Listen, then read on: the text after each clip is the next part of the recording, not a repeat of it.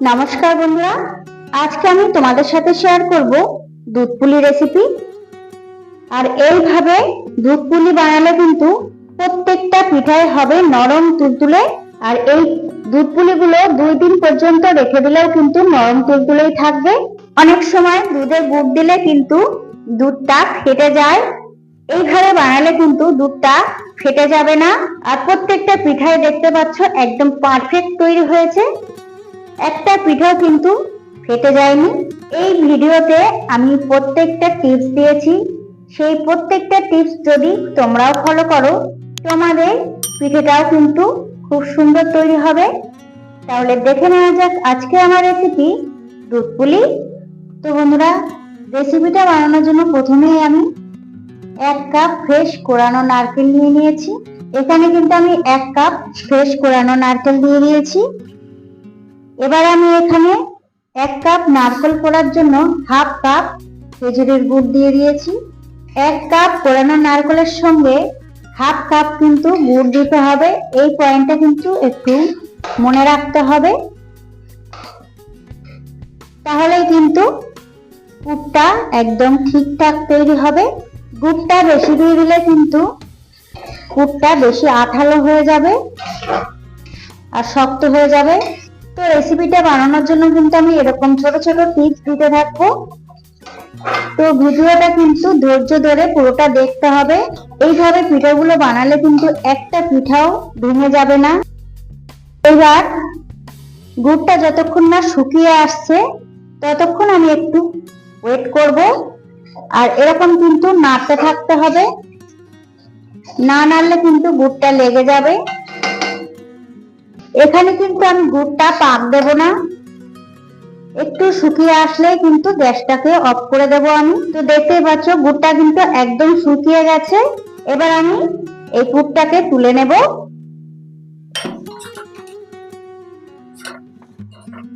এই যে আমি কিন্তু পুরটাকে তুলে নিয়েছি।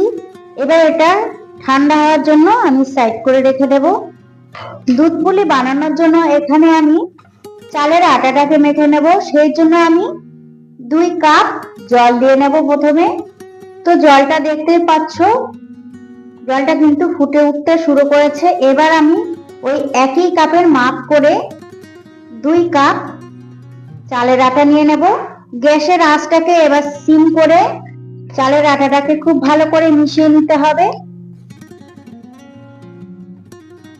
এবার চালের আটাটাকে মেশানো হয়ে গেলে আমি এরকম একটা ঢাকনা দিয়ে ঢেকে রাখবো। 2 মিনিট ঢেকে রাখলে চালের আটাটা ততক্ষণে সিদ্ধ হয়ে যাবে। আচ্ছা, এবার দুধ পুলি বানানোর জন্য দুধটাকে আমি রেডি করে নেব। সেই জন্য আমি কড়াইতে 1 লিটার গরুর দুধ দিয়ে দিয়েছি। এবার আমি এই দুধের মধ্যে দিয়ে দেবো 2টি এলাচ। এলাচটা দিয়ে দুধটা ফুটে আসা পর্যন্ত আমি অপেক্ষা করব। তো বন্ধুরা, তোমরা দেখতেই পাচ্ছ দুধটা কিন্তু ফুটে উঠেছে। এবার গ্যাসের ফ্লেমটাকে আমি মিডিয়াম টু হাই আঁচে রেখেছি। এবার আমি এখানে দিয়ে দেব 1/2 কাপ চিনি। এবার চিনিটা দিয়ে দুধটাকে খুব ভালো করে ফুটিয়ে নেব। আচ্ছা, দুধটা ফুটতে থাক, আমি কিন্তু এবার গ্যাসের আঁচটাকে মিডিয়াম আঁচে রেখে দেব। দুধটা ফুটতে ফুটতে একটু ঘন হয়ে আসুক। আমি এখানে 1 লিটার দুধ দিয়েছি, দুধটা 700 মতন আসবে তখন কিন্তু আমি পুলিগুলো এর মধ্যে ছাড়বো। তো এবার দুধটা আমি মিডিয়াম আঁচে রেখে দেব। দুধটা ভালো করে ফুটতে থাক, এবার আমি পুলিগুলো বানিয়ে নেব। পুলিগুলো বানানোর জন্য আমি যে আটাটাকে মেখে রেখেছিলাম সেই আটাটাকে আরেকটু ভালো করে আমি মুথে নেব। এই সময় কিন্তু আটাটা গরম থাকবে, গরম থাকতে থাকতে কিন্তু খুব ভালো করে চালের আটাটাকে মেখে নিতে হবে। এইভাবে ঠেসে ঠেসে কিন্তু চালের আটাটাকে মেখে নিতে হবে। এবার আমি এই চালের আটাটাকে একটা প্লেটে উঠিয়ে নেব। চালের আটাটা কিন্তু এই সময় হাতে লেগে যেতে পারে, সেজন্য একটু ঘি কিন্তু তোমরা দিয়ে নিতে পারো। এই ঘিটা দিয়ে দিলে কিন্তু চালের আটাটা আর হাতে লেগে যাবে না। মাখতে মাখতে কিন্তু দেখতে পাচ্ছ একটা সফট ডো একটা এখানে তৈরি হয়ে যাচ্ছে। এইভাবে চালের আটাটাকে রেডি করে নিলে কিন্তু দুধ পুলিগুলো একদম দুধে দেওয়ার পরে ভেঙে যাবে না। তো চালের আটাটাকে কিন্তু আমি খুব ভালো করে মেখে নিয়েছি। এবার একটা ভিজা কাপড় দিয়ে চালের আটাটাকে ঢেকে রাখবো। এই যে ভিজা কাপড় দিয়ে যদি ঢেকে রাখা হয় তাহলে কিন্তু চালের আটাটা একদম ড্রাই হবে না, খুব সফট থাকবে। আর এইদিকে কিন্তু দুধটাও মাঝে মাঝে একটু নেড়ে দিতে হবে।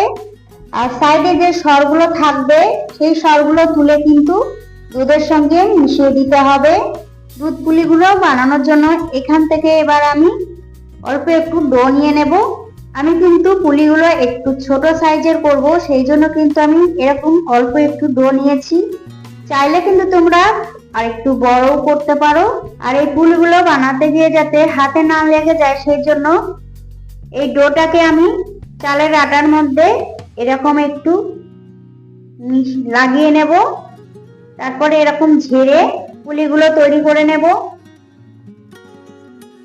প্রথমে একটা এরকম বাটি শেপ আমি দিয়ে নেব।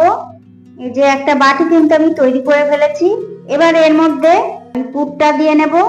খুব বেশি পুর কিন্তু এর মধ্যে দেওয়ার লাগবে না।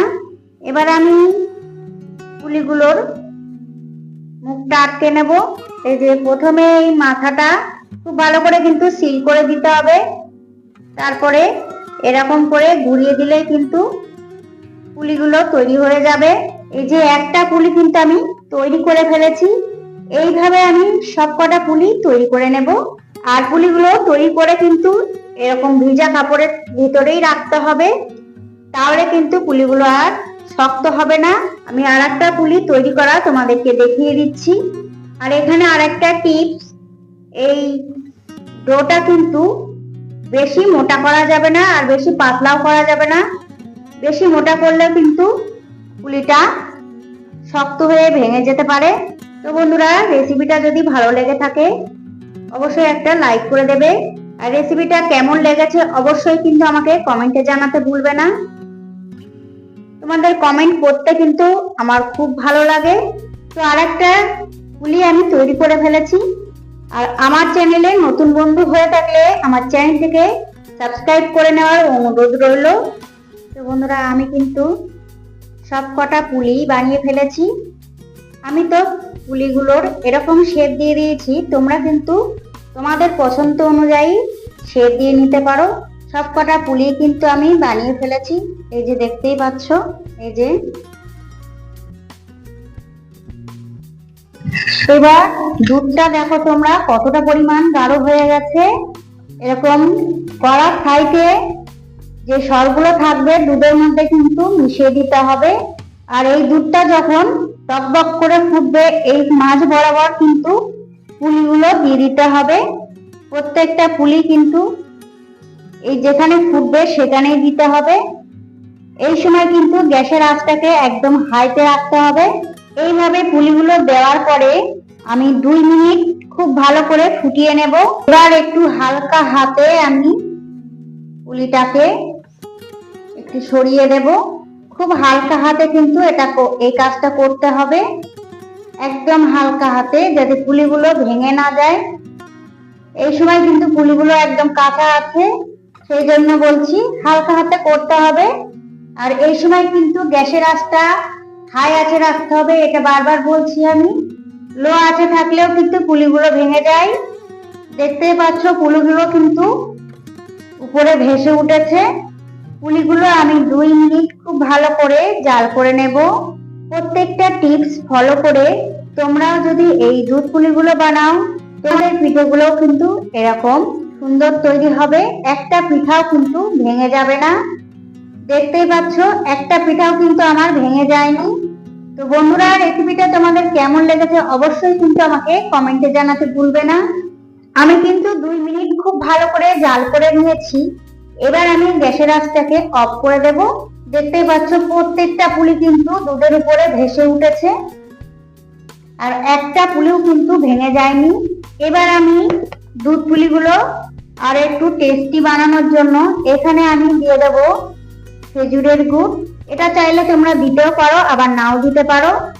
আর অবশ্যই কিন্তু মনে রাখতে হবে এই খেজুরের গুড়টা কিন্তু যখন দেবে তখন যেন গ্যাসের আঁচটাকে একদম অফ থাকে।